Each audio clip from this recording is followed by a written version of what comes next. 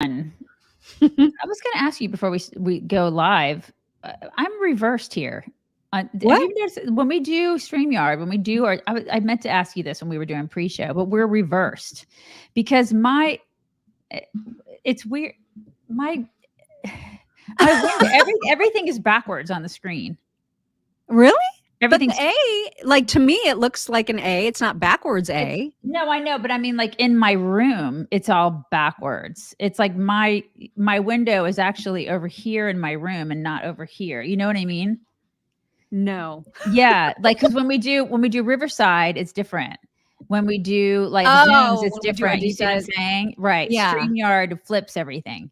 Does that make sense But to you? StreamYard actually keeps things right, and the other ones Flips don't. it.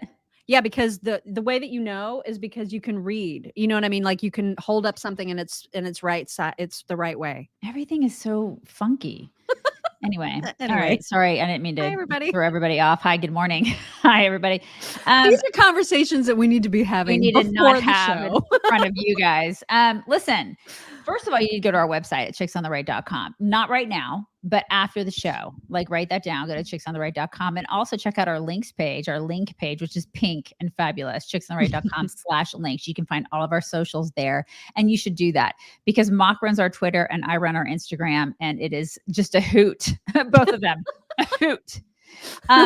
And we need to welcome a returning business to our new holiday gifting spotlight. So Taylor Soapworks, you guys, was our very first American business spotlight, our very first one. Special place Yep. in our hearts for her. And we are excited that she is back.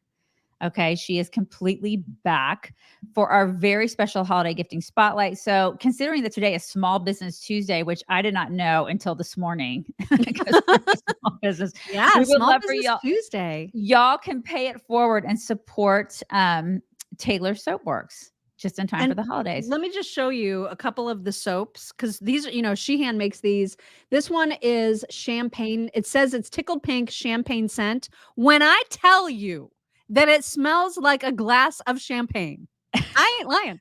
I mean, I don't know how she does that, but she did. It's And then pretty there's amazing. also, this is pretty cool too. This is rosemary double mint. I don't know. It's an awesome manly scent. So like if you're a dude, she also makes soaps for you. This is a very manly, masculine, My yummy, outdoorsy scent. My favorite are the shower steamers. So she makes bar soaps, hand and body washes, salts, scrubs, bath bombs. My daughter's really into bath bombs. And so I like getting the bath bombs for my daughter. But I like shower steamers because I don't have time to take baths anymore. But I do. I'm obviously we shower every single day. But I do the shower steamers. So it's kind of like having a bath bomb in your shower. You know what I'm talking about, ladies? The bath bombs. So they're fantastic. Plus, she has hair care and beard care for dudes. So you can check out all the different fragrances she has. They're fantastic. Christy's the owner. She's the owner and creator of Taylor Soapworks. Love And she's her. an audience member. That She's means she's probably right right here. here listening. Right here. You can use coupon code CHICKS for 20% off non-sale items. She's dedicated to core values of God, family, country, which we love. Love that. You can go to our website, chicksontheright.com/sponsors, and then click on the banner for our holiday gifting spotlight where you can find Taylor Soapworks. So you guys join together, give her and her family support. We love this. We love Taylor Soapworks, and we love the holiday gifting spotlight. So do that. Yay. Do it. Not much to report when it comes to pre-video headlines. But couple major things to just quickly mention. The first being that the ceasefire that we didn't know yesterday what was going to happen with the ceasefire, was it going to be extended? The answer is yes, it is, for another 2 days. They released an additional 11 hostages, a lot of kids and women, but they did separate families. So like, for example, they had a family, the mom and dad and like 2 kids. So they sent the mom and the kids, but left the dad in captivity. They're also hanging on to a 10-month-old who we now fear has been handed off to a whole other terrorist group. I can't remember the name of it. Because Israel has threatened to target when the fighting resumes. They've threatened to target the specific area. So now the worry is that they've taken this 10-month-old to that area because that is how psychotic Hamas and these other terrorist groups are. So no more Americans were released yesterday. The 4-year-old, of course, was released over the weekend, but no other Americans have been released yet. So we'll see what happens in these next couple of days. But the ceasefire is on for another 2 days. And then the other thing that we wanted to mention is just a quick headline that Texas has spent, because as you know, Texas has been busing a lot of the illegals to all these sanctuary cities across the country. And they have spent $86.1 million doing that just on the busing.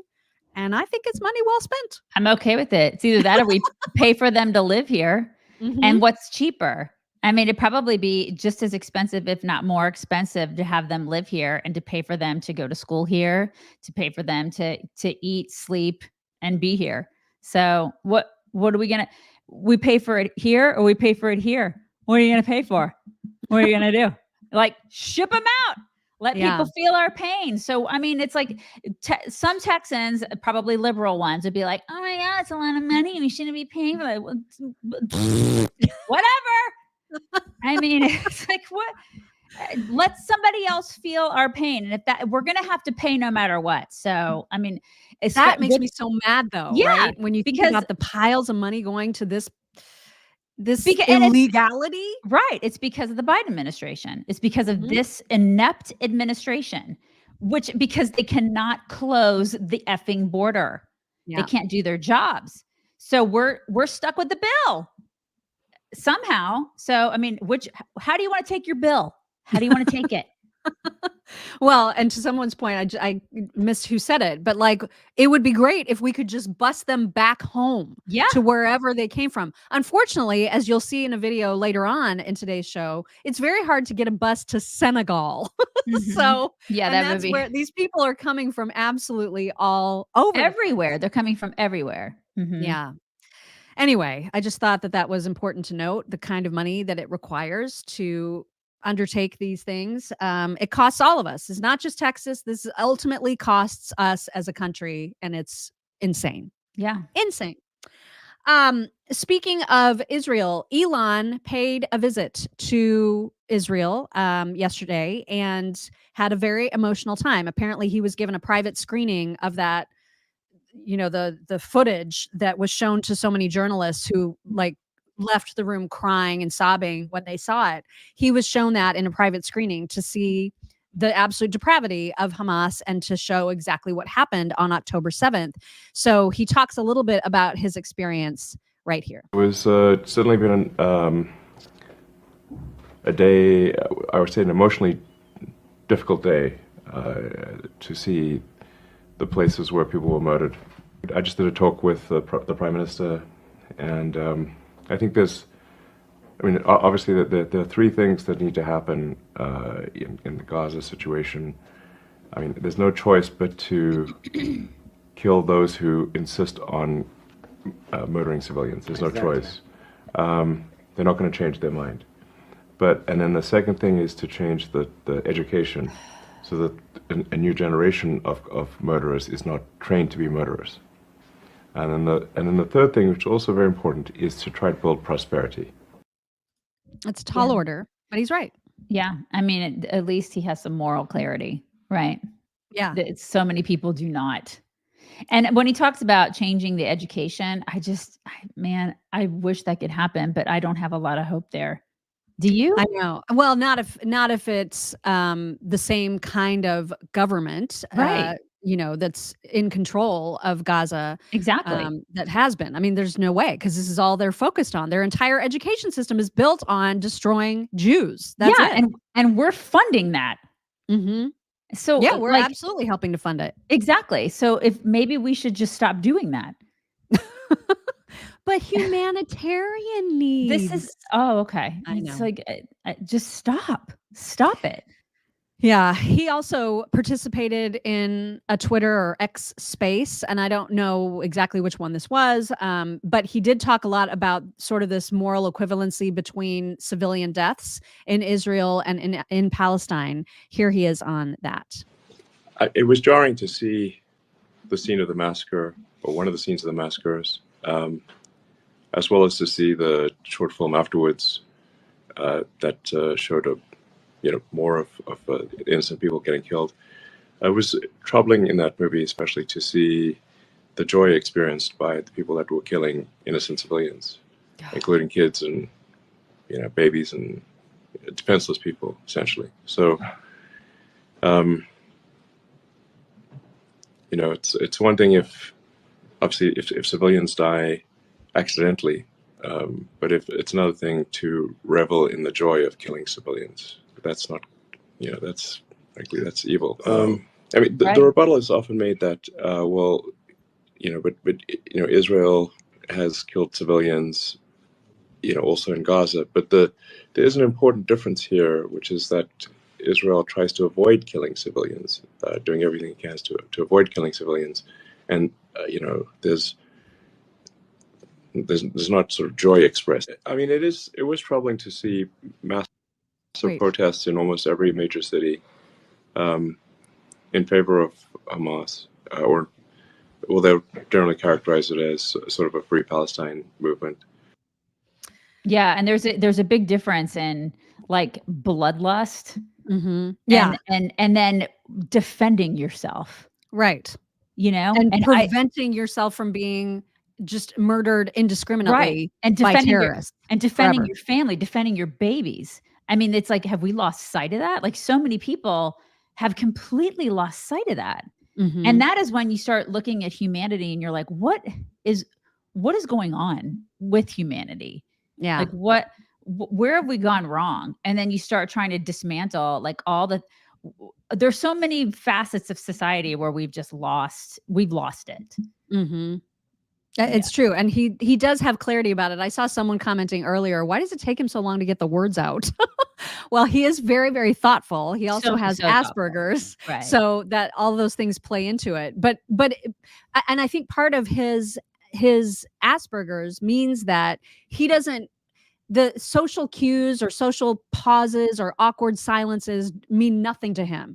What he cares about is actually being thoughtful in his responses and saying the right thing. I actually appreciate that about him. I do too. I totally like that. do. Yeah. I don't mind it's not awkward to me. I actually appreciate that he takes his time in saying what he has to say. And I just kind of go, that's just him. That's just the way that Elon speaks. I like him too. Yeah. I've never heard of this guy, but apparently there is a fellow by the name of James Chambers who is the heir to the Cox Media empire, and he is a complete commie. And Andy No posted a couple of screenshots of James Chambers's Instagram page, and I wanted to share it because it's absolutely horrifying. So one of the things that this guy says is, we need to start making people who support Israel actually afraid to go out in public. Oh, we need to make all of white America afraid that everything they have stolen is going to be burned to the ground. That's what makes them listen. Oh, wait. So this guy's a trust fund baby. Right. Go figure. God, the words. But like, so what Andy is saying is that he uses his millions of dollars to bankroll some of the very protests that he's saying need to scare his pro-Israel people. Yeah, his daddy's millions of dollars, his gajillions of dollars. God, is the worst kind of rich person. Is the kind of rich person that didn't earn it himself. The very worst kind. Like, I have such disdain for this kind of person. You have no idea. I'm serious. Like, I'm out. Like, I'm okay about it. I'm openly disdainful for this kind of person. The kind of douchebag who didn't earn it himself. Anyways, this guy, what a jerk. Seriously. Like, so awful, anti-Semitic, just total jerk, this guy. Just to outwardly say this And then to say, settlers are not civilians. For some time, I've been building a network of comrades who can help me be accountable to the socialized allocation of this capital so as to assist in long-term strategy of building internationalism and building a strong cadre in the North Atlantic. Yeah. This is one of the scariest kinds of people who have unbelievable wealth and they use it for really terrible, terrible things. Yeah. Well, Yikes. Bring it. But to close this out with a little bit of hope, the former Israeli ambassador David Friedman was on with Dave Rubin, and they were talking about sort of just the comparisons of October 7th to the Holocaust, and he did put this in perspective, which I definitely appreciated. Let me get to that part right here. One of the important perspectives here is think about 1,200 people were slaughtered on the 7th of October. So to compare that, for example, to the Holocaust, right? That event in Holocaust terms happened every day for 4 years. Picture October 7th every single day for 4 years, and that's the Holocaust. And we survived the Holocaust, right? So we're going to survive this, but we're not our parents or our grandparents. I mean, I'm not as tough as my grandparents were. I mean, I didn't grow up that way. I grew up in a very comfortable life, as you probably did, and everybody else we know, right? Well, we both grew up in Long Island, about three miles away Right. from each other. It was okay. We're not cut out. We're not cut out for this. We're not cut out to be, ripped away from our parents and stuck in a hole in the ground. I mean, that's not what our Thank God, it's not who we are. So now, this episode is causing all of us to think about what we're made of and how strong we are and how we're going to survive. We will survive, but it's causing everybody to really rethink all their assumptions. It's an interesting. I choose to just focus on the first part of that. Yeah. And it's funny because in pre-show, we talked about this a little bit, and you do because you're Miss Positive Pants. And I focus on the last part of it because you're like, Miss, yay, we can get through it. And we've survived worse. We can do this. Right. And I'm more of a, we're not tough anymore. Like our kids aren't tough. We've coddled this generation. We've raised a bunch of pansies, man, and we have, because I have kids who are in their 30s and I have a 13-year-old, and I've seen a lot of kids over the past 20 years because I've helped raise them. And man, this generation is soft, you guys. Yeah. And so we're soft. We're way oh my gosh, we're a we're completely soft. sheltered culture. Yeah. The whole country. We We're have a very soft. sheltered culture. We want things when we want them. We just trust that everything is going to work the way it's supposed to work. Inconvenienced if the internet goes down. I mean, Right? it's like That's me. we're soft, So I think about just the stuff that our grandparents went through, the stuff that people went through in World War II. There's no way a lot of us could handle what our grandparents and our great grandparents went through. Absolutely not. Some people think that they could, but you're right. I look around at like with some of these, I hate to say, I don't want to say Karens because there are a lot of lovely Karens, but a lot of these people who just complain about the dumbest shit. And then I think you can't, could you handle some of you just couldn't handle it.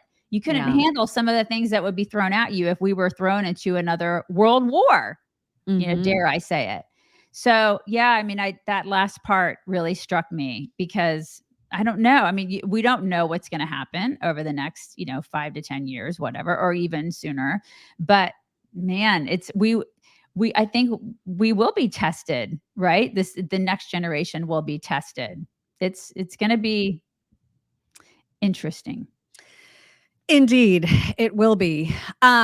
As we mentioned earlier in the show, today is Small Business Tuesday. And to that end, our friends at coatdefense.com are bumping up their discounts.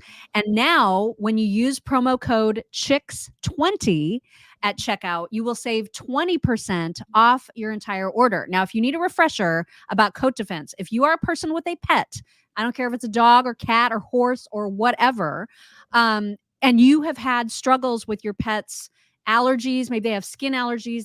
They're itchy, or their skin is scaly, or they're stinky. There's a lot of these issues that are common, but that lead us to go to the vet and spend lots and lots of money on antibiotics and all kinds of other things that don't actually treat the underlying issue, which oftentimes is something as simple as yeast. And this Coat Defense preventative powder is magic for taking care of yeast infections that actually cause tons of the problems that you end up spending way more money than you should when it comes to your animals. And Coat Defense has an entire line of amazing products for your pets. Like they've got the shampoo, they've got the wound care, which is like this paste that you Magic. can put, yeah, Really you great. can put Yeah. on wounds. They've got the balm for their little toe beans and their noses in the wintertime when those things get cracked and dry. So their products are fantastic, and they make human products as well. It Their also is chapstick great. is It's amazing. great for horses too. Horses and cats too. Really Yeah, great. no matter what Mhm. your pet, or if you're looking for yourself, they have amazing products at coatdefense.com. So today, for Small Business Tuesday, you can save 20% when you use code CHICKS20 at coatdefense.com. Leah, thank you. Leah says, news just came out that 12-year-old Eitan Yahalomi was both physically and emotionally tortured, forced to watch October 7th Hamas videos. If he cried, they pointed guns at him until he stopped. Oh my God. Yeah, I mean, the just even hearing about the conditions that the hostages were held in, they only had like rice to eat for, I mean, everybody lost weight, right? They Because weren't allowed to go to the bathroom. yeah. Mhm. They had to, and they slept on those like plastic airport chairs. My God. Just horrendous. Absolutely horrendous. Oh my God, that's awful, Leah. That is And it horrible. was dark. It was just like there's no light. Completely Yeah. dark. I just can't even imagine. For 50 days yeah. in those And, conditions. and these are young kids too. Yeah. And one of the kids, did you hear? I can't remember which kid or how old this kid was, but there was a kid who kept speaking in whisper tones, and they finally had to be reminded, it's okay now. You can talk like at full voice, because they were, for 50 days, we're only allowed to Oh my whisper. I It's think just the horrendous. amount, like I get, there's so much rage I feel Oh my when I God. think about this. Like Yeah. Mhm. Horrendous. Okay, we mentioned Texas busing and the cost of busing illegals to various cities, and we also mentioned yesterday that there were some headlines about Tucson southern border, getting really, really hammered with illegals just over this last week or so. There's a citizen journalist who went to go see the scene at the Tucson border for himself and is reporting on it right here. Hey everybody, Adam Klepp here from K-Gun in Lukeville, Arizona. There's been a lot said about the Tucson sector online, specifically about Lukeville over the weekend, so I wanted to come and check it out for myself. This is by far one of the biggest groups of migrants I've ever seen in one place. I've been covering the border in the Yuma sector and in the Tucson sector. By far one of the biggest groups I've seen in one place. Let me show you what's going on here. All the migrants are lined up along the wall here. There's about 3 Border Patrol agents for the 300 to 400, Oh, that's great. possibly even 500 migrants that are here. That's wonderful.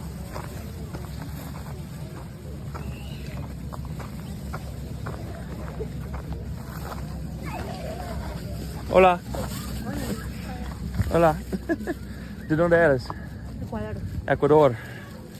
So migrants from South America, and then you also have migrants coming Africa? Yes, Senegalese. Senegal. Yes. Senegal, How? Africa. Guinea Conakry. all the way from Guinea, Guinea. Senegal. So places that are not close Nope. to America, and you see the line just goes and goes and goes. Unbelievable. All these migrants need to be formally apprehended, transported, and processed in the Tucson sector. So Unbelievable.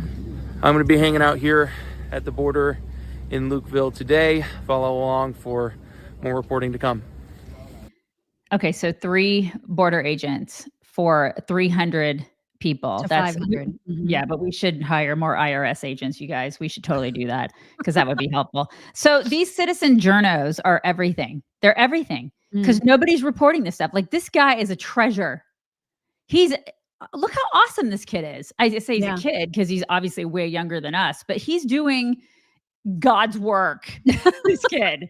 Seriously, because how else would we know what was going on at the border? Because no journalists are out there doing it. This guy is an actual journalist.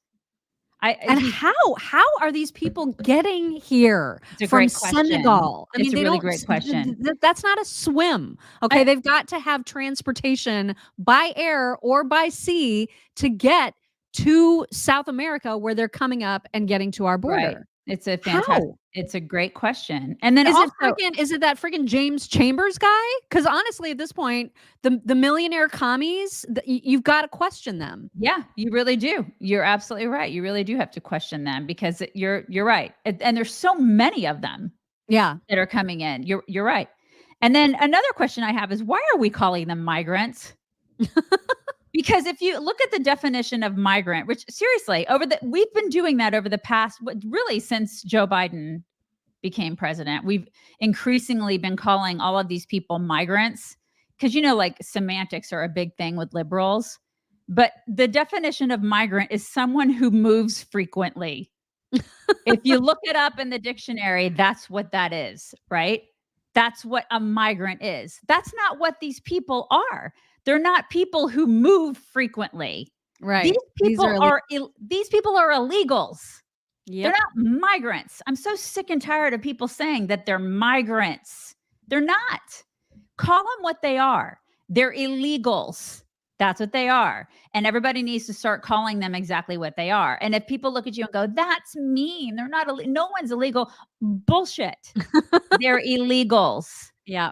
And I've fallen into the trap too, because that's what you hear. That's how you hear these people referred to over and over again. They're not but migrants. I'm trying to do a much better job of just saying exactly what they are. Right. Which they're illegal aliens. And this is an invasion. And that's what it is. It's an invasion by illegals. And we need to start saying as such. I'm so tired of that. It's like, because they do it all the time. They totally like flip the narrative and they force it down our throats. And even conservatives start saying it. And it's like, stop it.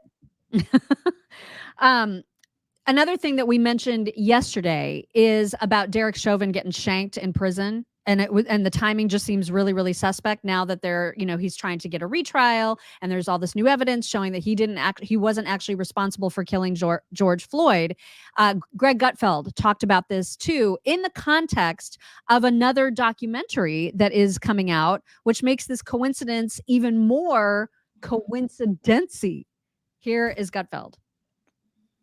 So let's talk about Derek Chauvin. You remember the Minneapolis cop convicted for killing George Floyd? Chauvin was just stabbed in federal prison, likely by some inmate wanting to gain street cred with his cell block or MSNBC. Now, I'm not easy to shock. You're talking to a guy, after all, who once saw Cavuto without makeup.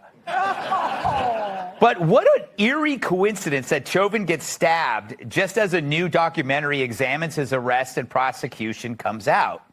And the documentary makes some amazing claims. And if they're accurate, could expose a pretty big lie. A lie that costs lives, including black ones, and billions of dollars in damages.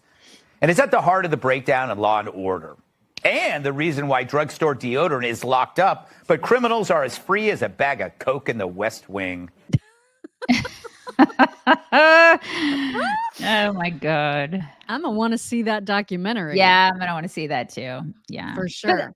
But I mean, at this point, yeah, I want to see the documentary, but it's like, man, there's just smoke and mirrors everywhere. Like, what do you believe? Who do you got to question everything from everybody everywhere. This is me now. I'm like, who's putting it out? I mean, listen, I will believe what I have to question, like, who's putting out the documentary, and then I will believe like what's put in front of me. You see what I'm saying? Right. Not that I'm not going to believe this documentary, but I need to like see who put it out and like what the facts are. And then I'll go, okay, All right. Well, one of the things that he said is in this documentary is apparently a whole bunch of police body cam footage of that whole George Floyd hullabaloo that was never released. It wasn't allowed in court. It was not admissible by the judge in the courtroom. How is that not admissible? Like, what is going?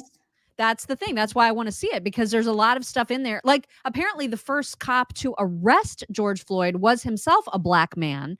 And so what happened to him between the arrest that he made and then getting to the car? Like, there's just a lot of questions to your point. And we need to be asking them. And it makes you just shake your America, man. What is going on in our country, you guys? What's going on? And somebody said, just like the J6 videos. Yeah, Carrie, just like that.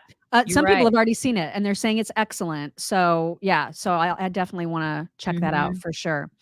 If you are in Pennsylvania, you're going to be very interested in hearing what Jesse Waters said about what's happening with mail-in ballots in Pennsylvania. And to the extent that you can make a stink about it in your state, you need to, because this is bad.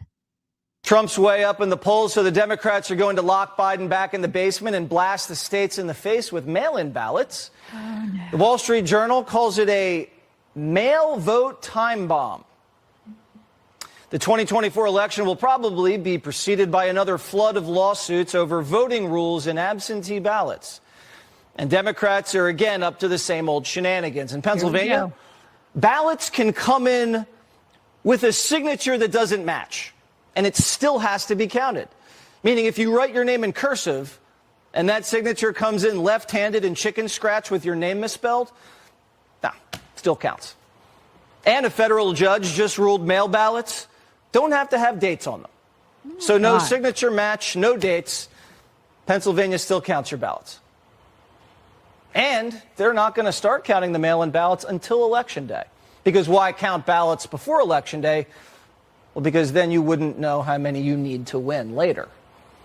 So judges and lawyers and guys with cigarettes dangling from their smelly lips are running the count rooms. They're going to be playing a major role again in how Pennsylvania shakes out next year. And Primetime's investigating a story in New Jersey where someone's allegedly paying voters to vote Democrat. And we'll have more on that for you later in the week. Yeah, and then they'll scream about democracy. Right? It's just infuriating. Isn't it? The gaslighting is just insane, isn't it? Oh my God. And this is why you guys have to go and you have to vote like crazy. You have to vote. Just like overwhelm the system. And volunteer to be poll workers. Yes. And make sure you got your eyes peeled on what's happening. Because, oh my God. Because so many poll workers are Democrats. Yeah. They know what they're doing. Oh, they totally know. Yeah, they do. There was some hullabaloo happening at Hillcrest High School in Queens, New York, where apparently a teacher who was pro-Israel and who had gone to a pro-Israel rally was pictured at said rally, and then students at her school ended up basically threatening her to the point where she had to hide herself in a locked office to just stay away from the mob. It was absolutely unacceptable. And the kids now, after the fact, after police had to come and break up the whole thing, they're all like, well, we didn't mean anything by it. Oh my God. Listen to this report. 400 students in Jamaica, Queens, rioting for hours inside Hillcrest High School. Their target, a teacher who they discovered had attended a pro-Israeli rally, forcing her to hide in a locked office, afraid for her safety. This video now part of an NYPD investigation. But students say it wasn't supposed to go this way. I think it went too far. So it started as a peaceful protest, and now everybody views us as terrorists and anti-Semites when we love Jews. I do not like the way that we are undermining each other as humans. Whatever we did wrong, we didn't mean to. So we apologize to the teacher. The ruckus protest happened last Monday morning with kids flooding the hallways, waving Palestinian flags and chanting Free Palestine. Students say a water fountain was ripped out and a boys' bathroom was vandalized. Dozens of cops rushed to the school to restore order. I came here today to listen with dozens of students, just hearing from them. And that's very, very important when you're dealing with students. As adults, that you don't just come in with all of your judgments and the kids feel like you don't even know them and you haven't even heard from them. School Chancellor David Banks, a Hillcrest graduate himself, says it was an emotional conversation, but his message is clear. Violence, hate, and bigotry are unacceptable. Mayor Adams denounced the incident over the weekend, tweeting, "The vile show of anti-Semitism at Hillcrest High School was motivated by ignorance-fueled hatred, plain and simple, and it will not be tolerated. We are better than this." To me, this is all about actions having consequences. Councilmember James Gennaro says suspensions and even expulsions are warranted. Vandalism and especially violence directed at someone in the school community is a police matter. As for the consequences these students are facing, the school's chancellor says individual students' privacy is protected by law, but he promises swift and fair discipline. In Jamaica, Stefan K. Can you imagine being that teacher? I cannot. I would be utterly petrified. I'd be like, I am out of here. Get me out of here. Get me out of this city. First of all, get me out of the school. Get me out of this nasty city.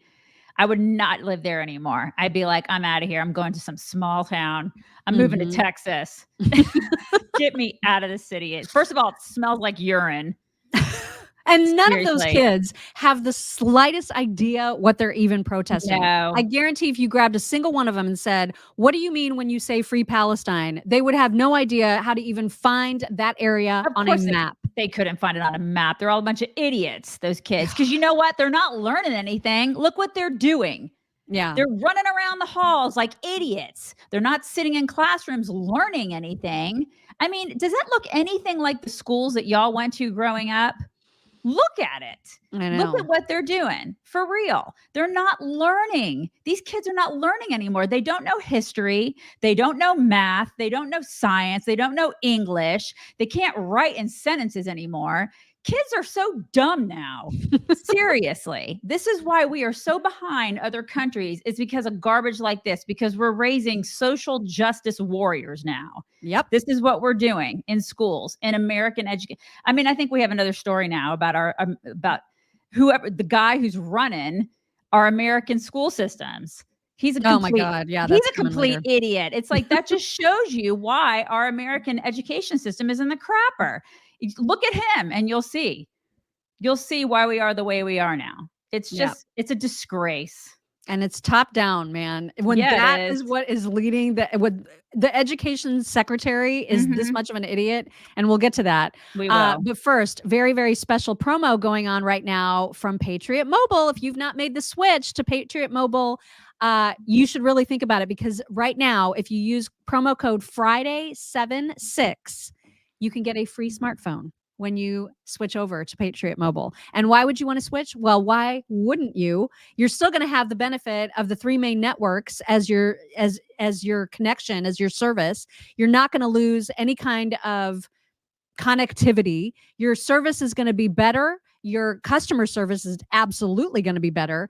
And instead of spending your money on companies that don't give a crap about what your values are, you're actually sending money to a company that uses parts of your monthly payment to support causes that you believe in. Causes like the Second Amendment, causes like pro-life, things all about the things that you value are what Patriot Mobile values too. And that's why it feels good to make the switch and know that you're not losing out on any kind of service at all. You're getting great service and you're using your dollars for good. And now if you're getting a free smartphone on top of that, I don't know why you wouldn't make the switch today. This offer is a limited time only. So check it out at patriotmobile.com/chicks. And then again, the promo code is Friday76. Friday76, and that'll get you your free smartphone when you go to patriotmobile.com/chicks. Got a couple thank yous. Robin Zecca, thank you. Robin says these are not women and children seeking refuge. Yeah, she's talking about that Tucson, Arizona. And Stuart the Brit, Stuart says, now that increasing American taxpayers are giving free holidays over there, let's get that organized for me. But I'm not going to eat grits, only steak and 5-star hotels. Deal? Stuart. Okay, I'm about to make everybody crazy because we have to show what happened at KJP's presser yesterday because it was out. Oh God, brace yourselves, everybody. Brace yourselves. So first of all, I forgot all about the fact that April Ryan is a person that exists. Happily, I had forgotten about her existence, but she's back in the press room and she is culturally appropriating hair color, I must say. Yeah, she is. I mean, her hair looks nice, but it's not her hair. It's not her hair color. No. And so I don't appreciate her appropriating. And she has a very important question. She gets very upset with the snickers that start to come out when she begins her question and sets the rest of the room straight. And then it just gets more and more ridiculous. I had an in-depth conversation with Stevie Wonder last night, who is... I love Stevie Wonder. Thank God she has a mask on. Serious question. I had an in-depth conversation with Stevie Wonder last night, who is requesting a meeting with the president. He's very concerned about the Black agenda falling along the wayside and issues like laws of 50 years ago that are now being abolished or gutted, to include issues like the Voting Rights Act, what happened in Arkansas last week, affirmative action, Supreme Court, we've seen it, ban on books, and he's also even brought up issues of the Congo and the lack of information from the White House. Is the White House amenable to sitting down with Stevie Wonder, who has met with presidents throughout history, to include Ronald Reagan? He was one of the major impetus for getting the holiday for Dr. Martin Luther King Jr. And also he was one of those who worked with President Obama in his efforts to become president. Is this president amenable to meeting with Stevie Wonder, who has these concerns? And you're right, April. What you just laid out in your question is incredibly important. And so we take that very, very seriously here. Can I just say a couple things about Stevie Wonder? He is indeed an icon who's made tremendous contributions to the civil rights movement and also voting rights. And as you just listed out, he was one of the main voices in getting Dr. Martin Luther King Day. And we appreciate that. We appreciate his brilliance, and we appreciate what he's been able to do on behalf of the community. So I can't, as far as a meeting with the president, certainly I'm not aware of any meetings with Mr. Wonder or any scheduled meetings, and I don't have anything to announce, obviously, at this time. Yes. He's going to meet with Mr. Wonder wants a meeting, you guys. Mr. Wonder does. I'm so glad she had her mask on too. That was really helped me to take her seriously. Very well-fitting mask. I couldn't see it. It was like I couldn't see any of her face, at all. Thank God she had it on, because I mean, COVID's still a thing, you guys. It really is. Oh my God. Okay, so Stevie Wonder wants a meeting, you guys. It's super important. God bless you. It's super important. Okay. Mr. Wonder wants a meeting. I don't listen. I would like a meeting too. I don't want a meeting. But I do. I don't. I know you don't, but I do. One half of us wants a meeting. So I think Ducey should ask that question on behalf of us. At least half of us. I would like a meeting with Biden. I would like to attend that meeting just to watch you. It's like the meeting in Step Brothers. Remember when they went in for the interview? And like, I'll sit in the front and you'll behind us. You'll be like, hello, good lady. Hello, good lady. You'll be behind me and I'll be like, yes, we'll be in the interview. And I would be asking all the questions and you'll just be behind me and we'll be wearing tuxes. That's what we'll be. We'll wear tuxes to the meeting with Joe Biden. That's what we're going to do. And I'll ask all the questions. I will. Well, speaking of Peter Ducey, he did ask a question and he wants to know specifically, like, does this White House expect that over the Thanksgiving holiday, everyone was just like sitting around their Thanksgiving tables and marveling at the lower prices? Because this is the spin. Like KJP was like, prices are lower, you guys. Can't you feel it? No, we can't feel it. Because they're not. This is not a serious administration. It's just not. None of it. It's a skit. Well, he tries. So give Peter Ducey some credit for this. Here we go. On lowering prices, you said earlier that the actions the president has taken have worked. So is it your sense that when people were home for Thanksgiving, catching up with their family members, they were saying to each other, can you believe how much more affordable things have gotten? So honestly, I wouldn't. I hear the question, but I want to make sure this is very clear. We take that very seriously. Oh, okay. We take what families, the decisions that they make at their kitchen table, whether it's during Thanksgiving or whether it is every month as they're trying to make hard decisions about how they move forward with taking care of their family. We take that very seriously. It's not a joke to us. It is important to us. This is the president who talks about it in a very personal way when he talks about what families have to go through, working families, middle-class families, and that's why he's taking actions that he has. And so, look, the fact is, the data shows that the economy is improving. The data shows that households remain in a strong financial position. Household wealth is at a record high, with lower income households seeing the largest gain since the pandemic. Those are indeed what we're seeing. But we don't take lightly. We do not take lightly what Americans and families continue to feel. That's why the president at 2:00 is going to talk about what the actions that he's taking to continue to lower costs. God, she is so full of crap. I know. Name one thing that is cheaper. Name one thing. I want to seriously. Somebody name one thing, because it's rent, it's mortgages, insurance, cars, electricity, gas. It's not just food. It's not just food. It's not just like eggs and milk. It's everything. Everything is more expensive. Every single thing is more expensive. Everything. We're all feeling it. I mean, it's nice that she doesn't feel it, but you saw that she was reading, right? She was reading. She was uncomfortable, visibly uncomfortable with that question because she knows that she's full of crap. Well, and there might be some things that are cheaper today than they were at this time last year under his presidency. But the fact remains that they can't even come close to touching what prices were under Trump. Period. Oh my God. They are nowhere near. So they can be like, prices are lower. Then what? Then how high you had them at your highest? Who freaking cares? They're still impossibly high. They're still impossibly high. People are just, I mean, you can get on, like, I don't get on TikTok ever, but I've seen like from some of the Instagram shorts of people like getting out, men and women like crying over the fact that they can't they're living paycheck to pay. Everybody's living paycheck to paycheck. Everybody is doing that right now. I don't care who you are. And then there are like single moms and single dads who are just like, they're just trying to figure it out at this point. They're trying to, how am I going to do this? Let alone trying to figure out how you're going to pay for college for a kid or pay for their retirements. I mean, forget about retiring.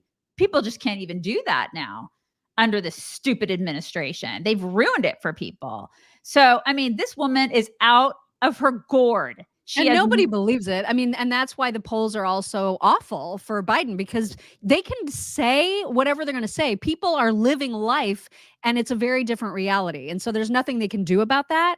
So there was another reporter who actually asked her yesterday, given that the polls are so dismal, has there been any communication in the White House about a course correction, a change in strategy, just anything different than what you're actually doing, which is clearly not working? Right. And you will be totally unsurprised at her answer. And I suspect if we polled the room, many of us will probably ask some version of the following question. Okay. Given the president's sagging poll numbers and the fact that he is currently placing behind any Republican opponent, has there been any talk in this White House about a change in strategy or staffing going forward in reflection of those numbers to continue to show him underwater? No. No, there you have it. We're gonna continue to screw you. Bend over, America. I mean, what in the world? They just don't care. They just don't care. And that's why I think it's on purpose. I mean, I just continue to believe that all of this is on purpose. It has to be. It has to be, right? Because if they actually gave a crap about the American people, it's like, I can't think of another reason. Because if they cared, they would be like, we have to do something to help. We have to do something to course correct. It's like if you're running a company, you would do that. Right. You would do it. That's what CEOs would course correct. And you are the CEO of the country. You course correct. They're not doing it. Correcting.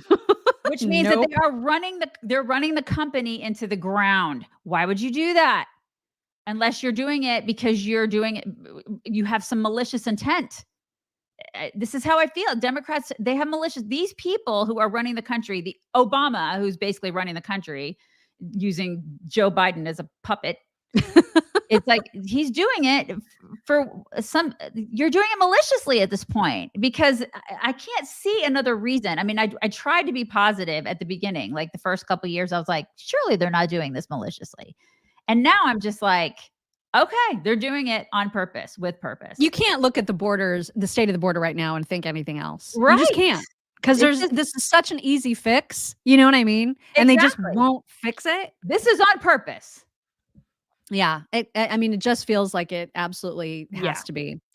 You guys, if you're taking your daily multivitamin, maybe you're taking a daily multi from Healthy Cell, which you should be. That's great, but it is not enough, because if you're not getting your daily dose of fruits and veggies, you're still not getting exactly what your body needs throughout each day to maintain its healthiest state. And it's hard to eat as many fruits and vegetables as like the CDC and all these other health organizations recommend that you eat. Like, it's almost impossible, which is why we have Field of Greens. Field of Greens is a green powder that you just sprinkle into 8 ounces of water, shake it up real well, and then you've got yourself a delicious, fruity tasting beverage that tastes amazing, and it's giving you your daily dose of fruits and veggies. So this is amazing stuff. I was not a believer of green powders. In fact, I was like really reluctant to even try them, because I thought, ew, like how good can a green powder taste? This tastes amazing. It tastes like a berry fruit drink. And I love it, knowing that it gives me more energy and it gives me the balance of vitamins and minerals that I'm not getting, because I know I don't eat as much fruits and veggies as I should. And I'm guessing that I'm not alone. You do not get to count green bean casserole on Thanksgiving. You don't really get to count that, because you might get a little green beans, but let's face it, we're all eating the French fried onions. I know you. It's so good though. I know it's so good. But this is your key to getting your fruits and veggies the easy way. You just need to go to FOG Chicks, that stands for Field of Greens, fogchicks.com. And then use code CHICKS, and you can get 15% off your first order, plus right now free rush shipping. So again, use code CHICKS at fogchicks.com, and you're going to get free rush shipping and 15% off your order. Quite a good deal. So take advantage of it. All right. Before we get to Secretary Cardona, who is the Education Secretary, the Secretary of Education, top dog over education in America, just to make that clear. We need to do a quick refresher on some famous words from Ronald Reagan. Take a listen. I think you all know that I've always felt the 9 most terrifying words in the English language are, I'm from the government and I'm here to help. You all remember that? God, I miss him. God, I miss him. Yeah. Yeah. See, he's right that there, was a good guys. president. He's right there on my wall behind me. See him with a cowboy hat on? I love him and I miss him. So that context is important, because the Secretary of Education in America yesterday said this. You know, we're going to set up follow-up calls with every governor we met with to make sure we're available. As I think it was President Reagan said, we're from the government. We're here to help. No. There are resources there, there's technical assistance there, and there's a playbook that could support the work you're doing. Count on us as a partner in this. No. Our students are waiting. Thank you. No, Miguel, that's not at all what he said, you moron. This guy. Like, he took it so literally. He's such a freaking idiot, this guy. Yeah, so perhaps the least educated person is in charge of education.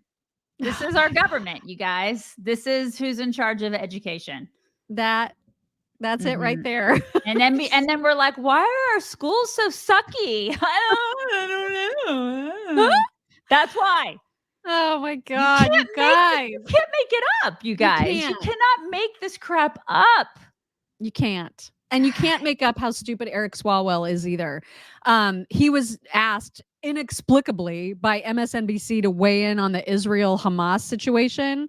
And the words that come out of his face are almost too stupid to even process. Look at his face, though. Look at his face. It looks like he's smelling his own farts. Look, he probably is.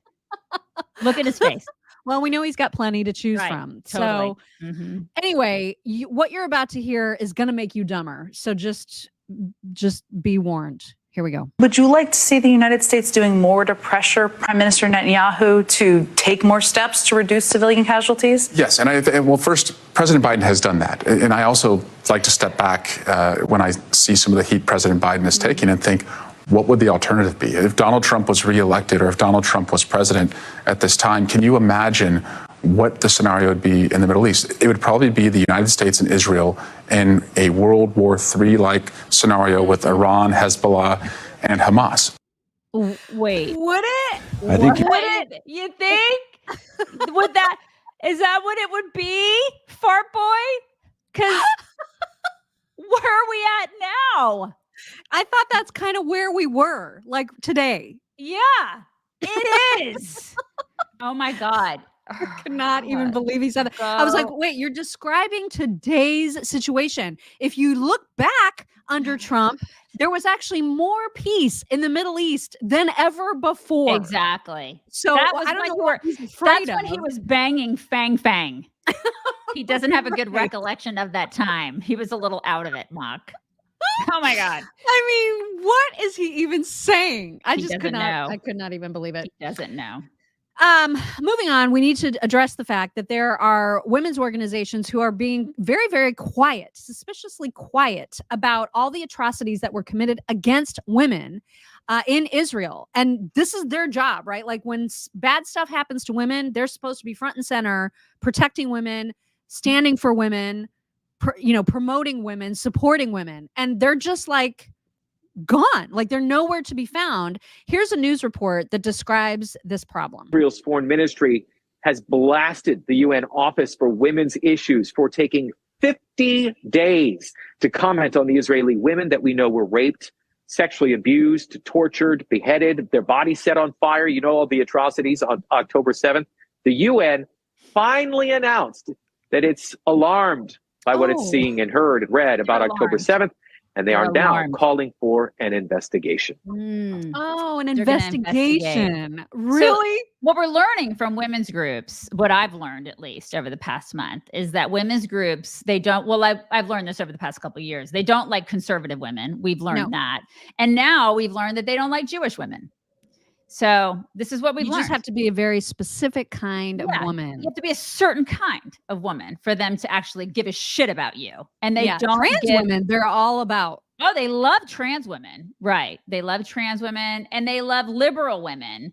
But those are the only kind of women that they like. If you're a conservative woman or a Jewish woman, they don't like you. You don't matter. You don't matter. And actually, Alyssa Farah also on The View tried to make this point because she's also upset about the silence from these women's organizations. And amazingly, Whoopi defended their decision to be silent in the most ridiculous way possible, as you might expect from Whoopi. Here is that back and forth. Rob, back to you. Such a disgrace. Daniel Cohen. One thing I just want to say before I pass the ball is I am still devastated. We're 2 months since this war has been underway by the silence from women's group in this country about the rape being used as an act of war in this attack. The fact that sexual violence was used against Israeli women in the major women's groups in this country have not come out and denounced it. This weekend, Sheryl Sandberg put out a gripping video calling for it. That violates every rule of warfare. It is the height of immorality, and the fact that the United Nations entity for gender equality and women empowerment has been silent. The UN Committee on Elimination of Discrimination Against Women has been silent. And the international Me Too movement hasn't said a thing. Perhaps the reason they've been silenced is for the same reason that you just described. They don't want to they don't want to exacerbate. You know, listen, Oh my God. I know that this is really hard for people to sit still with. Oh, isn't? Oh, is it hard for them to sit still with They don't want to exacerbate it? They don't want to exacerbate it. Yeah. Okay. Nonsense. Oh my God. Yeah. What a weak, pathetic answer that is. God. Oh my God. And then we've got Sunny Hostin, who is trying to do, again, this like moral equivalency between the Israeli children hostages that were released and the prisoners that were Palestinian prisoners that were released in exchange for those hostages. These are people who committed crimes against Jews. They tried to stab them. They tried to set off explosives in cars. And Sunny thinks that these are the same. There's no difference between toddlers being kidnapped, helpless, innocent toddlers, and the prisoners. She thinks these are the same. Listen. I think that it's unfortunate that people have taken such sides here, because this is something that has been going on for decades, right? And we did show the reunification of Jewish families, and I think that was really important, especially little Abigail. I'm a mother. I can't imagine having your child taken from you and held hostage by a terrorist organization. But we also, there were, 76 Palestinians, including women and children, that were being held in Israel with no understanding of why they were being held, no administrative hearings. And so those reunifications are something that we should also be looking at and talking about. Really? Is it? No. Oh my God. Just unreal. That show. I don't know how Alyssa, who is apparently the smart one, I don't get it. I don't get it. I don't get it either. I don't get how anybody watches that show. Yeah, I don't know how it's still on the air. It's super popular. I don't understand it either, because I would never watch it. I just see the viral clips that go around. Because it's liberal women who sit in the audience, and these are the same women who, again, only value liberal women and trans women. Right. And they're the same women who would be like, well, Jewish women don't matter and conservative women don't matter, because they're not real women. Those are those women. Yeah. It's pathetic. Kim Barton, thank you. Kim says, by the way, Ted Cruz believes Michelle Obama will replace Biden. That is a terrifying thought. I know he has said that a lot. I just don't think she wants that job. I don't either. So I'm not seeing that. She's enjoying her money and her free time. Yeah. And her beach homes, and talking about being scared of climate change, but buying more beach homes. Right. Exactly.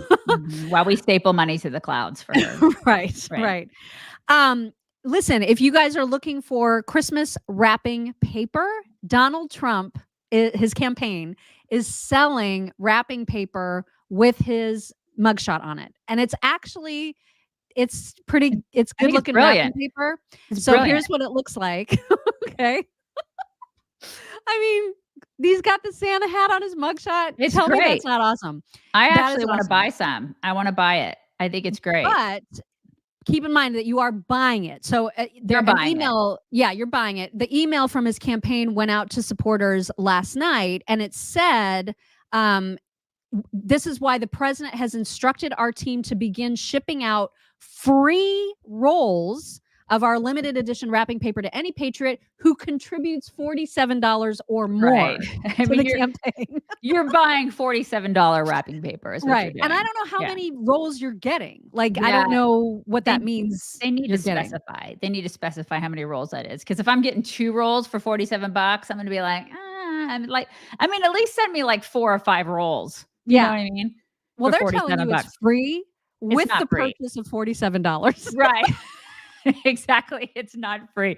It's still pretty brilliant. He's gonna, a lot of people are going to do this. A lot of people. Absolutely. He will absolutely sell out of this stuff for sure. Dude, but it just cracks me up. Like, who are the people that believe that it's free? It's not free. He's a marketing genius. This guy, he knows business. He is a marketing genius, right?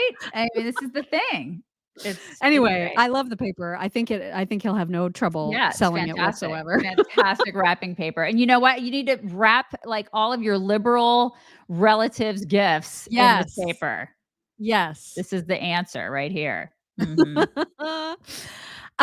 Also, if you are a Daily Wire Plus subscriber, then there's a new movie coming out this weekend that it's their first venture, I believe, into a comedy feature-length film, and we have the trailer to show everybody. It is called Lady Balls, and it looks so awesome. In a world where women's sports is being transformed. The Daily Wire calls foul with the most triggering comedy of the year.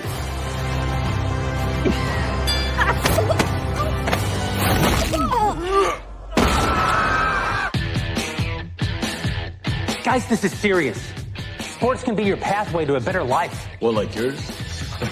Please don't steal my catalytic converter again. Winning matters. It's the key ingredient in becoming a winner. Maybe you should try it sometime. Are you gonna move? I am not. Let's cut to the chase. I know you're not a woman. Hey, you know how he identifies. If you can beat them. What do you know about the U.S. Opens for the Global Games? You want us to compete as women. $5,000 prizes. My lover says you were a great coach back in the day. Join them. This is the way the world is now. My 8-year-old daughter told me all about it. So a guy can become a girl with no physical changes at all. Oh, that's called gender fluid. So I can be a woman on the court and a man in the bedroom. I can't believe it. Nice. You mean when you're sleeping? Yes. Coach, Alex, we could play basketball. We'd have to get the whole team back together. It's time. We're in. I'm in. I'm in. To play. Lady Baldwin. Mount up. Like a girl. Guess what? I'm with her. Believe in my truth. This is my truth. The bow. I love the bow. From heroes. Day one of being a girl athlete. I love being a girl. To sheroes. We could dominate every woman's sport. Running, swimming, soccer. I said sport, Felix. It's ladies basketball, boys. Nobody watches. Excuse me. Are these seats open? Never mind. Getting dunks.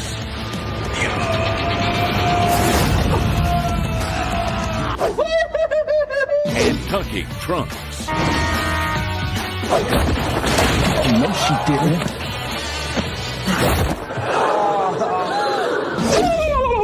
That's the biggest I've ever seen on a lady. I don't care. Lady ballers.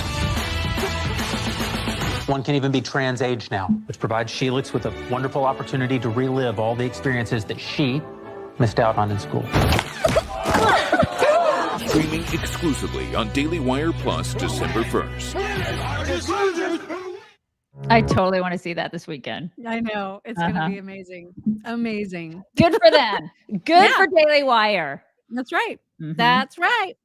All right. It's time for your goodness, your double D's. My double D's. Okay. So I like this because my daughter-in-law, man, now that I'm doing this, she keeps sending me stuff. She's like, I love this so much because this made me smile. And so I was like, okay, I'm going to use this tomorrow because it's a sweet veteran who got a service dog. And I like this. You put vets and dogs together. Right. And obviously I cried and when I saw this. I figured you would. And he got it during a game. So I thought I'd share it with you guys because it was kind of warm and fuzzy. So here you go. During his time in the Navy, John deployed 9 times, to include Desert Storm, Haiti, the First and Second Gulf War, Iraq, and Afghanistan. And John, after 36 years of service, traumatic brain injury, and post-traumatic stress disorder, we know how life-changing a service dog can be. The Giants, along with JK Consulting and Window World, would like to present you with a healing leash, a service dog named Storm, trained by the paws of war to assist you throughout your daily life. John, thank you for your service to our country. My God. Look at his face. He's like, oh my God. Can you even look how sweet that baby girl is? I know, right? I just love that so much. And that dog was so excited to meet him. I know, Storm. God bless them both. God, I love that so much. So sweet, you guys.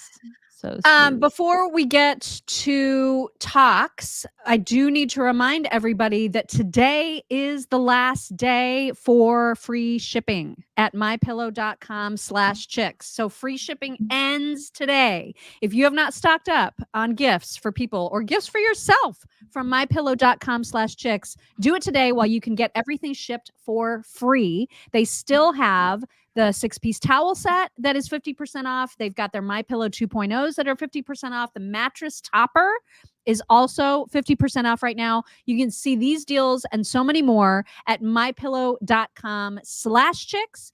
Use code chicks to get the biggest discounts and to get your free shipping. But today, okay, because tomorrow the shipping deal is donezo. Okay, so make sure that you don't miss out on that. Thank you, Paula Johnson. Paula says Barack would serve. There's a typo here and I can't make sense of it. Barack would serve a 4th term if Michelle ran. Oh, Barack, he would serve at, like, he would basically serve his 4th term if Michelle, he'd be able to serve his 4th term. Right. He would just keep right on presidenting. Right. He would. Yeah, he would. So that would be like a dream come true for him. Yeah. I get what you're saying there, Michelle. Okay. Yeah.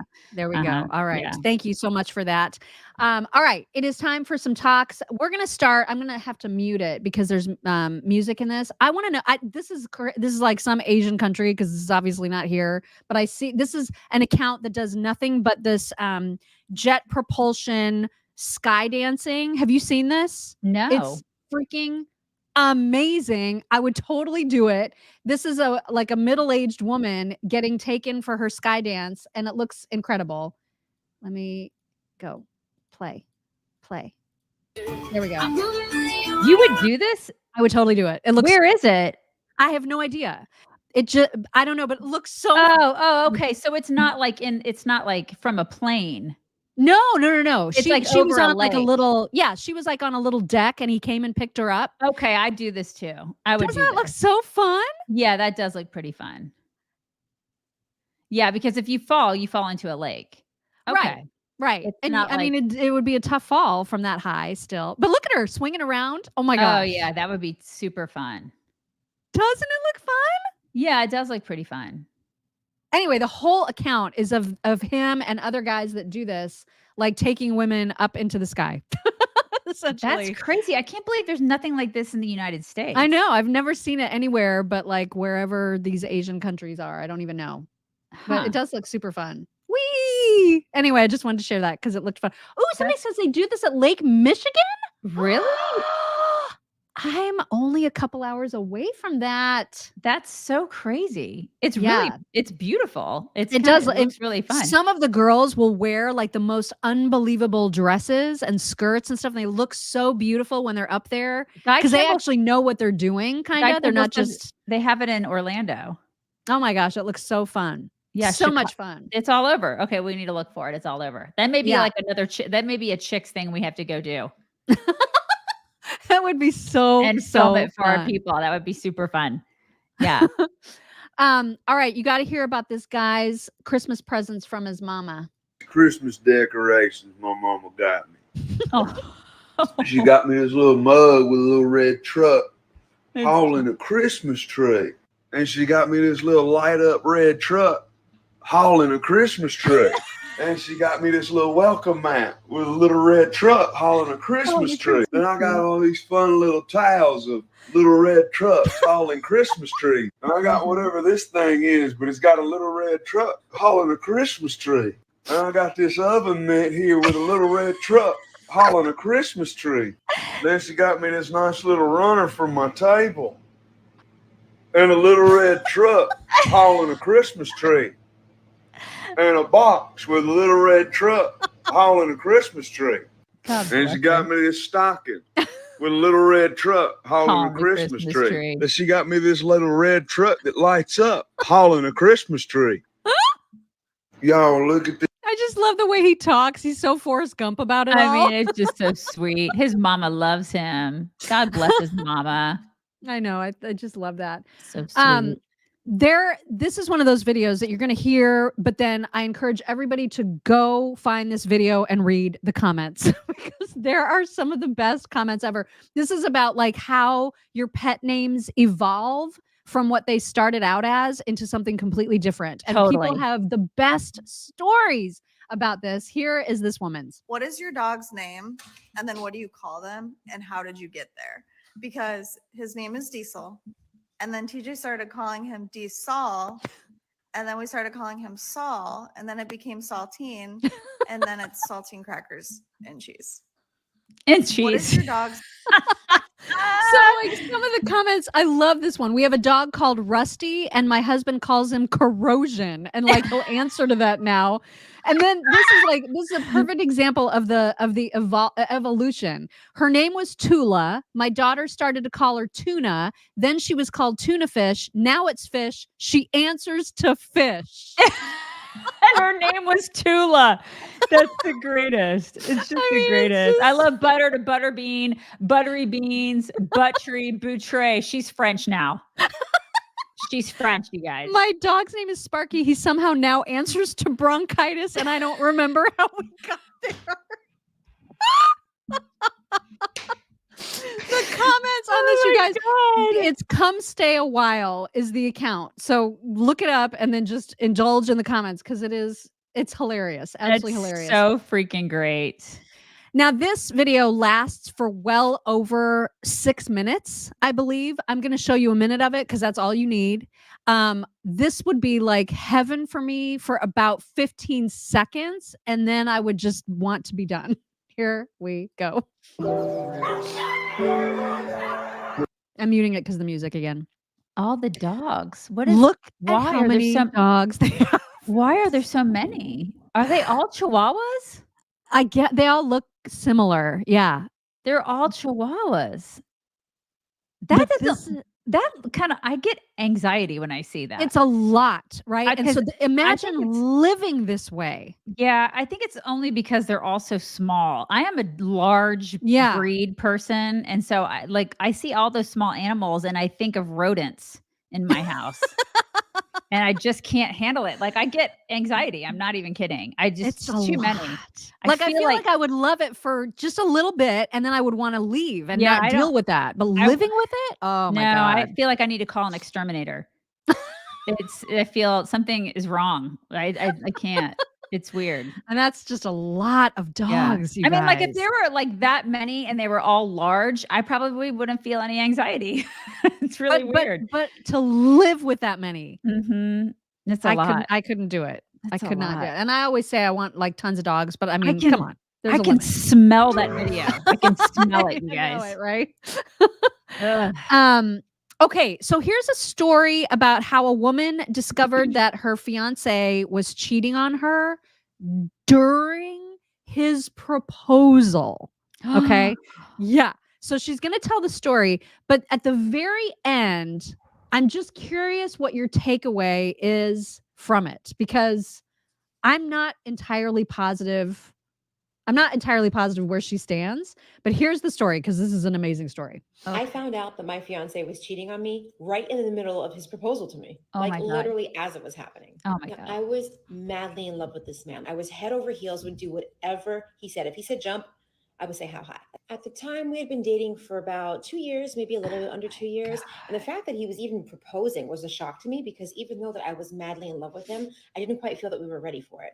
But one day he just decided to surprise me, took me to Orlando for a little bit of fun at the amusement parks. Cause I like to get down like that with some childish, lighthearted fun. So once we got to the amusement park, he decides to sign up to be a contestant on one of the competition games performances that they had at this theme park. So right before the show is about to start and he's about to start to compete, he hands me over his cell phone and says, babe, please film this. I want you to see what's going to happen. And I'm just like, oh my gosh, this is so cute. How much fun. Like, this is my dream come true. Competition starts. There was like 3 or 4 events that he had to compete with others to win. And ultimately he won. But remember, I'm filming, right? And I'm filming from his cell phone that he told me to hold. So here I am with his little cell phone filming, all excited, all proud of my man.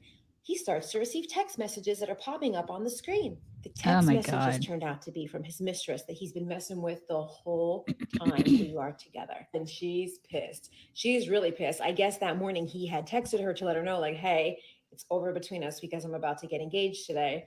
And she threw a shit fit, even though she herself was married. So at this point, my heart absolutely drops and like I want to vomit. And I'm sitting here in a crowd with hundreds of people, maybe even thousands of people, trying to keep my hands steady and filming what's happening as he's proposing and announcing it to this whole freaking stadium full of people. But I really know what's happening as I'm seeing these texts flash across the screen. Trauma. Deep breaths, Tiffany. Deep breaths. Now listen, I am not the type of girl that likes it when people see me sweat. I keep my cool. I just smile and I pretend that I'm the just most elated, happiest woman on the planet. So since this proposal has been blasted all over the big Oh my screen, God. everyone around me is so excited for me. They're congratulating me and I'm just like in shock and awe. I somehow managed to keep my composure and to just walk outside of the stadium and wait for him outside. Once he shows up, he immediately gives me a huge hug, tells me that he loves me, and of course, does the proposal again to my face this time, not just on the big screen. There's so many people watching. Remember, we're in the middle of a theme park with thousands of people. So I quickly grab him and drag him into the nearest restaurant in this theme park that I could find. And I bring him over to the bar area and I sit him down and I tell him everything that I know. He didn't try to deny it. He knew that he was caught. And for the next 30 minutes, he proceeded to just tell me everything that he thought that I wanted to hear. And I was just numb. The only words that I could manage to muster up at this point were, baby, this 2-carat diamond ring, it's just not going to be enough. So did she just want a bigger ring or is it over? Yeah, I can't tell. I don't know. I mean, I just can't tell. Because like, why? I don't know. Why would she say that? Right? Like that's how it That's ended? that's how you ended it. Baby, this 2-carat diamond ring isn't enough. What? I don't like how, why would you say that? It was an odd. Yeah, that was just odd. That was a dumb way to end it. This is stupid. But I guess it makes for a good TikTok. I don't know. I guess it makes for a good TikTok. That's right. I don't. Okay. I know you want a cat, but this is what happens when cats do biscuits on your face. I don't know how she tolerates this because that looks painful. Oh my God. Oh my God. It's like microdermabrasion. Is that what they do? Oh I mean, God. they do that, but like that hurts when they dig their claws in there. He loves her, you it's guys. Very sweet. It's kind of sweet. It is sweet. And speaking of dogs getting in your space, Scooch in right here if you don't mind. Oh my God. You need a chocolate one. You need one. I Just like so that. do. Oh my gosh, I so Need it. do. Why don't you have a chocolate one? Soon. Someday. Yeah, you need one. Yeah, for sure. Anyway, Guys, those are your it's talks. Tuesday. It's Tuesday, you guys. I got to go get Astrid, don't I? Yeah. Okay, hold on. And I will embiggen. So we can all see. Jax, don't leave because don't leave yet. I'm almost done. Little man's in the crate today because baby girl had an appointment. And so there she is. Oh no. There. Okay, let me is. Oh, it was a what fat. a good girl. It was a mini. What a clap. good Oh, it's a girl. mini clap. She's so happy. So happy. She's so happy to see everybody. Everybody have the best Tuesday. Did we bring it in? Did we bring it in? We did. Okay. I don't think I brought. Oh, she's got a toy. She's so excited. She's got her youth back. You guys have like rejuvenated her. I swear. It's all you guys. Everybody have the best Tuesday ever. Astrid's gonna. So you guys might as well. And we'll talk to you tomorrow. Bye. Bye, everybody.